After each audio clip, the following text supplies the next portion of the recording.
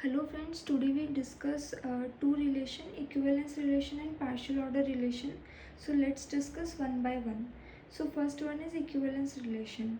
So equivalence relation होता क्या है? Basically equivalence relation वो होता है जो रिफ्लेक्सिव भी हो, सिमेट्रिक भी हो एंड ट्रांजिटिव भी हो. तो कोई भी रिलेशन इक्विवेलेंस रिलेशन कब होगा? When it is reflexive and symmetric and transitive.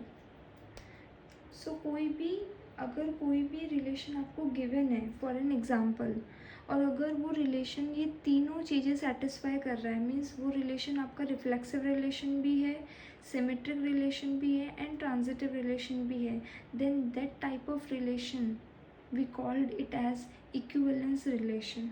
Okay, and already मैं डिस्कस कर चुकी हूँ reflexive symmetric transitive previous videos में. मैं इन सभी जो रिफ्लेक्सिव सिमेट्रिक ट्रांजिटिव रिलेशंस है, इन सभी वीडियोस का लिंक डिस्क्रिप्शन बॉक्स में डाल दूँगी, आप ज़रूर देखिएगा. तो इक्विवेलेंस को समझने से पहले हमें ये पता होना चाहिए what is reflexive, what is symmetric and what is transitive relation. So hope मैं इस वीडियो में ये मानकर चल रही हूँ कि आपको ये तीनों रिलेशन पता होगा, राइट.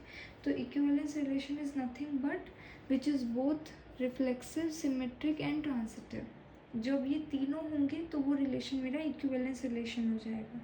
ठीक है, अगर कोई एग्जांपल अगर हम देखें तो एग्जांपल ये ले सकते हैं कि जैसे मान लो we have a set A whose cardinality is 3 and we have 3 elements, so basically 1 2 3. so अगर रिलेशन के अंदर वो रिफ्लेक्सिव है तो दोनों सेम एलिमेंट के सारे पेयर आएंगे, राइट. उसके बाद अगर वो सिमेट्रिक है, मतलब ठीक है कोई भी हम एग्जांपल ले सकते हैं, लेट सपोज 1 2 है तो 2 1 भी आएगा. ओके, और अगर उसको ट्रांजिटिव होना है तो लेट सपोज 1 2 है और 2 1 है और 1 3 है, तो मैं बोलूँगी if 2 1 is present 1 3 is present then 2 3 should be present. Okay, so मैं इस तरह के रिलेशन को बोल सकती हूँ कि इक्विवेलेंस है. क्यों? क्योंकि ये बता रहा है कि ये रिफ्लेक्सिव रिलेशन भी है.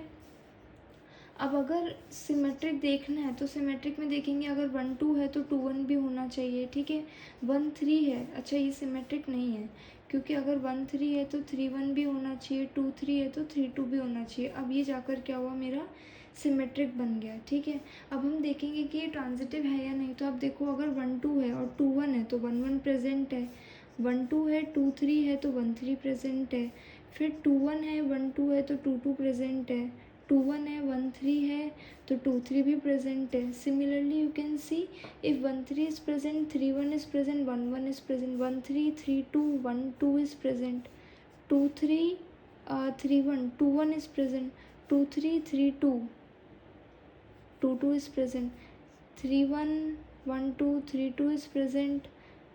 So likewise you can check whether this relation is reflexive or not. ठीक है, तो मैंने तीनों चीज़ें फिर भी जल्दी में कवर कर दी इसमें कि क्या होता है रिफ्लेक्सिव, क्या होता है सिमेट्रिक और क्या होता है ट्रांजिटिव. ओके, अब हम वही दो क्वेश्चन पुटअप करेंगे, like what is the smallest relation which is an equivalence relation and what is the largest relation which is equivalence. ठीक है, so let's see what is the smallest relation which is an equivalence relation.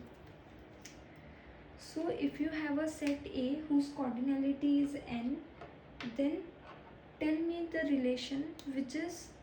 smallest relation which is an equivalence relation. Okay, so what is the first condition to be an equivalence? It should be reflexive. So let's suppose if a set A has cardinality n, then a relation should have all the n pairs for making it to be as reflexive. Okay, so it shows like n elements तो होंगे ही smallest relation में reflexive के लिए. What about symmetric? Symmetric says if xy is present then yx should be present. So if xy is not present then no need to check it. Okay, so we talk about basically smallest. What about transitive? Transitive says if xy and yz both are present, then xz should be present. So we can conclude by this that the smallest relation contains n elements. Okay, because only reflexive will basically reflexive ही करेगा, क्योंकि symmetric और transitive दोनों में if conditions है. अगर ऐसा होगा then we need to check, otherwise we don't need. तो अगर हम स्मॉलेस्ट रिलेशन की बात कर रहे हैं तो यस रिफ्लेक्सिव, अगर कोई रिलेशन रिफ्लेक्सिव है, मतलब मैं ये नहीं बोल रही कि वो रिफ्लेक्सिव है, तो इसका मतलब ये है कि अगर किसी रिलेशन में वो n एलिमेंट्स के सभी पेयर्स आ रहे हैं 1 1 2 2 3 3 and so on n n, then it is an equivalence relation. Only यही अगर पेयर आ रहा है, तो सिर्फ अगर यही पेयर है तो वो इक्विवेलेंस रिलेशन होगा. इसी तरीके से सेकेंड क्वेश्चन क्या बनता है कि लार्जेस्ट रिलेशन क्या होगा. Largest relation which is an equivalence. तो इतना तो समझ आ गया, लाइक n एलिमेंट्स तो होंगे, because n elements should compulsory to make it as reflexive. What about symmetric transitive? So think about it, the Cartesian product. Like we have a set A whose cardinality is n. So what is the cardinality of A square? This is n square, right? So A cross A means A square in the sense A cross A. That is a Cartesian product, and this is basically the largest relation. So n square basically जब आप देखोगे कि वो set जो कि Cartesian product है खुद का, आप कोई भी एग्जांपल लेकर देख सकते हैं, लाइक 1 2 और 1 2 3, कोई भी सिंपल नॉर्मल एग्जांपल लेकर देख सकते हैं. तो वो रिफ्लेक्सिव तो होगा ही, वो सिमेट्रिक भी होगा, क्योंकि उसमें वो सारे पेयर आएंगे जो उसके रिवर्स वाले भी होंगे 1 2 2 1, और वो ट्रांजिटिव भी होगा. तो लार्जेस्ट रिलेशन जो होगा वो n स्क्वायर होगा. तो जो कॉर्डिनलिटी होगी वो क्या होगी, n स्क्वायर होगी. उसके बाद थर्ड क्वेश्चन ये होता है कि how many total number of possible equivalence relation are there. So first of all we can not predict. What is the reason behind this? Because you can see my previous videos on transitive relation. Transitive relation में भी हम ये नहीं बता पाए थे कि how many possible total transitive relations कितने होंगे, क्योंकि ट्रांजिटिव रिलेशन में दो कंडीशंस होती है. अगर X Y and Y Z both are present then X Z should be present. So ये सारी पॉसिबिलिटीज़ देखना कि ये कहाँ है, that is a tough task. Symmetric is easy because if X Y is present then Y X should be present, तो वो हम चेक कर सकते हैं, राइट. बट ट्रांजिटिव वाला पार्ट जो है वो डिफ़िकल्ट है, क्योंकि वहाँ पे दो कंडीशन का होना ज़रूरी है, तब भी थर्ड वाली कंडीशन होगी. तो सेम प्रोसेस यहाँ पे भी है. इक्विवेलेंस रिलेशन में हम रिफ्लेक्सिव के लिए तो कर सकते हैं, हम सिमेट्रिक के लिए भी कर सकते हैं, बट हम ट्रांजिटिव के लिए नहीं कर पाएंगे. तो जब हम ट्रांजिटिव के लिए नहीं कर पाएंगे तो हम ये भी नहीं बता पा सकते कि total number of possible equivalence relation कितने होंगे. तो ये चीज़ यहाँ पे हम नहीं बता सकते हैं because of transitive relation. Okay, so this is all about equivalence relation. Let's discuss about the partial order relation. It is basically partial order relation is not exactly same definitely, but both reflexive and transitive is also necessary in partial order. Only in place of symmetric there is some other relation. So let's see.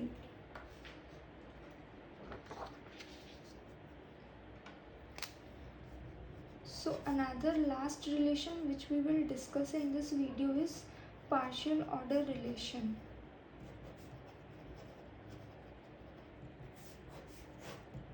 So basically partial order relation होने के लिए 3 relations होने ज़रूरी है.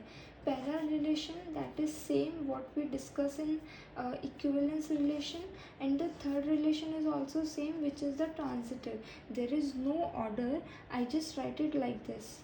Okay, and the second one in equivalence relation, you can see the second one is the symmetric, right?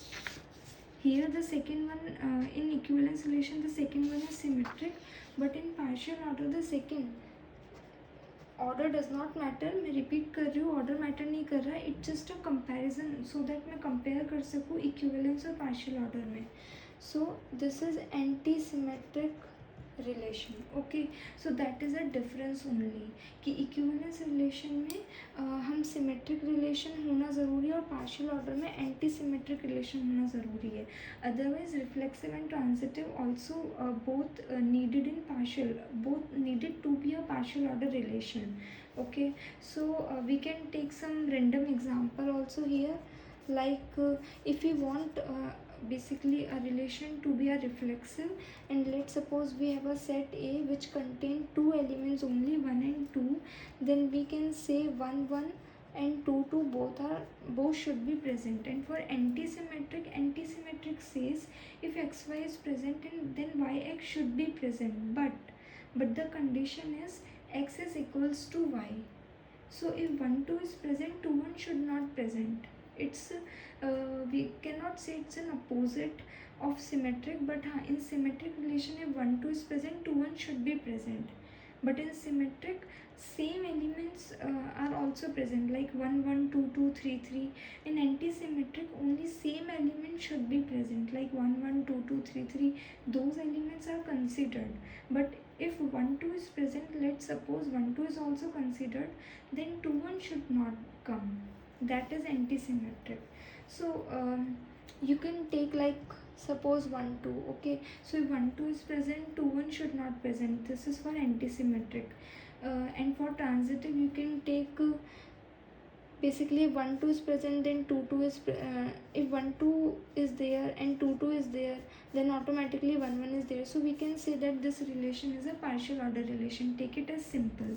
Okay, so right, if 1 2 is present, 2 2 is present, then 1 2 is present only, so here it is there. Okay, so this is a partial order relation. Let's see the same basically same question, smallest relation, largest relation, and the total number of possible partial order relation, and the basically total number of basically possible partial order relation. So let's see the smallest relation which is a partial order. Smallest relation which is a partial order relation. So what is a smallest relation which is a partial order?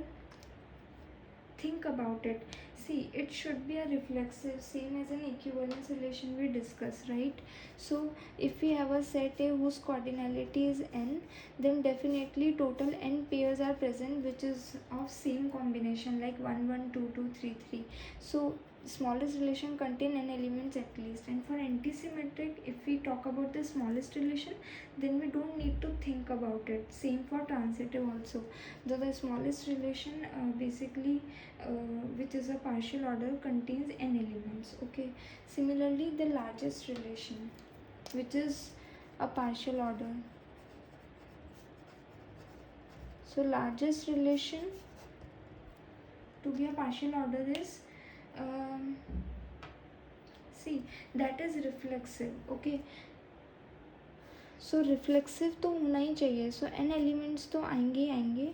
Plus if we say antisymmetric or transitive, so for antisymmetric we know like कि half elements आने चाहिए, क्योंकि half in the sense like अगर 1 2 है तो 2 1 नहीं आना चाहिए, राइट. 1 3 है तो 3 1 नहीं आना चाहिए, कुछ ऐसा होना चाहिए. तो let's take a simple example. Let's suppose we have 1 and 2 elements are there. Okay, so for this 1 1 should come, 2 2 should come, and then see 1 2 and 2 1, this is a pair here. Okay, तो अगर 1 2 आएगा तो 2 1 नहीं आना चाहिए, और 2 1 आ रहा है तो 1 2 नहीं आना चाहिए. तो इन दोनों में से कोई एक आएगा, तो ओनली वन पॉसिबिलिटी है ना, सिर्फ एक पॉसिबिलिटी होगी कि या तो 1 2 आ जाए या 2 1 आ जाए. चलो एंटीसिमेट्रिक तो हम बता देंगे. एंटीसिमेट्रिक हम कैसे बताएंगे? हम इस तरीके से बता सकते हैं एंटीसिमेट्रिक कि हमारे पास टोटल n स्क्वायर एलिमेंट्स से मैक्सिमम इतने एलिमेंट्स हो सकते हैं, राइट. उसमें से n मेरे पास डायगोनल एलिमेंट्स होते हैं, बचे हुए n स्क्वायर माइनस n मेरे पास रिमेनिंग एलिमेंट्स होते हैं, नॉन डायगोनल एलिमेंट्स. तो n एलिमेंट्स तो डायगोनल आएंगे, तो ये n प्लस मैंने ऑलरेडी कर दिया. दो बचे हुए n square minus n elements हैं, अगर उनको एंटीसिमेट्रिक बनना है तो उसके लिए उनको हाफ आने पड़ेंगे, मीन्स आधे.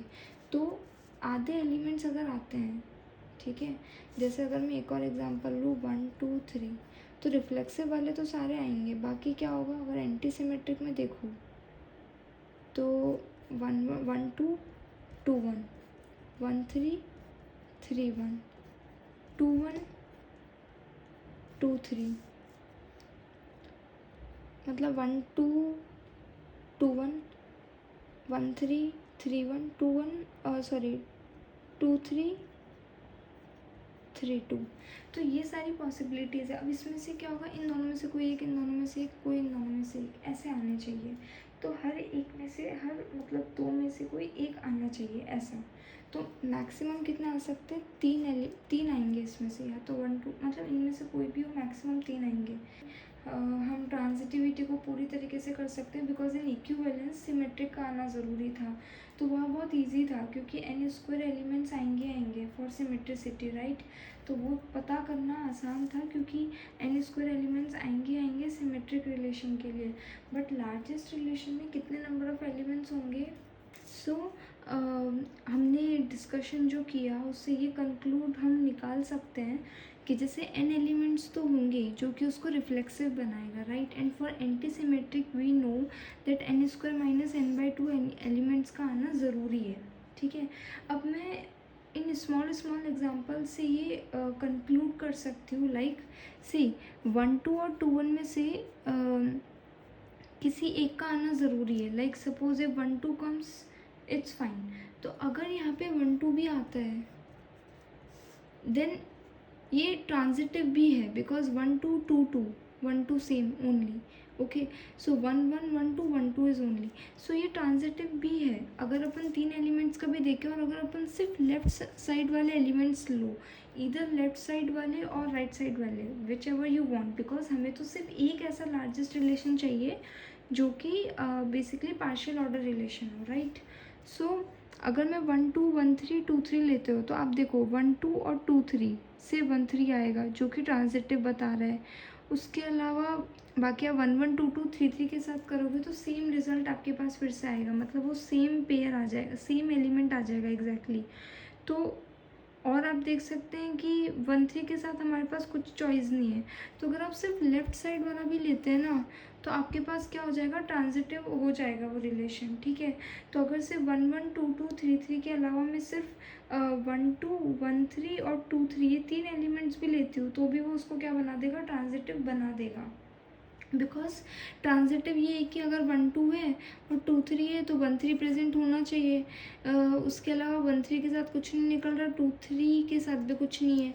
तो हम यह बोल सकते हैं कि ट्रांजिटिविटी होने के लिए भी, मतलब जो हम एंटी सिमेट्रिक में जितने एलिमेंट्स ले रहे हैं उतने भी होंगे, तो वो उसको लार्जेस्ट रिलेशन बता देगा।